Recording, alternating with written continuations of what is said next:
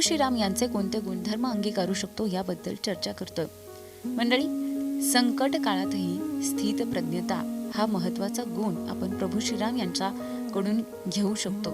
तर आजच्या पिढीला ना थोडं जरी अपयश आलं किंवा प्लॅन बदलला की खूप लवकर नैराश्य येतं, डिप्रेशन येतं.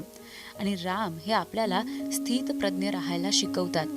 ज्या क्षणी प्रभू श्रीरामांना समजलं की उद्या होणारा राज्याभिषेक रद्द असून आता 14 वर्षे वनवासात जायचे आहे, तेव्हा त्यांच्या चेहऱ्यावरची प्रसन्नता तसूभरही कमी झाली नाही.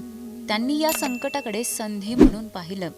आयुष्यात अनपेक्षित गोष्टी घडतीलच.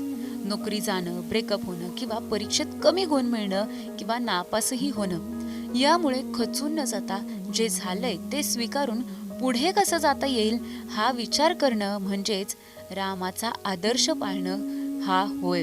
नाहीतर आजची पिढी आपण बघतो की बाबा जरा जरी त्यांच्या मनाच्या विरुद्ध घडलं तरी अकाल तांडव करतात किंवा मग परीक्षेमध्ये कमी गुण मिळाले किंवा मग परीक्षेमध्ये ते फेल झाले तर लगेचच ते चुकीचा निर्णय घेतात आणि त्या निर्णयामुळे त्यांच्या घरच्यांना सफर करावं लागतं आयुष्यभरासाठी. तर तरुण मंडळींना माझं एकच सांगणं असेल की आयुष्य आहे म्हटल्यावर चांगले वाईट दिवस हे येणार आहेत. वाईट दिवस आले म्हणून घाबरून जाऊ नका, खचून जाऊ नका आणि चांगले दिवस आले म्हणून माजू सुद्धा नका.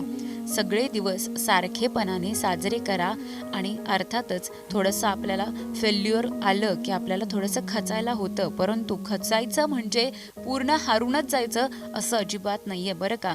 आज माझ्यासोबत काहीतरी चुकीचं घडलंय तर हे आजच्या दिवसातच मी संपवून टाकायचं आहे.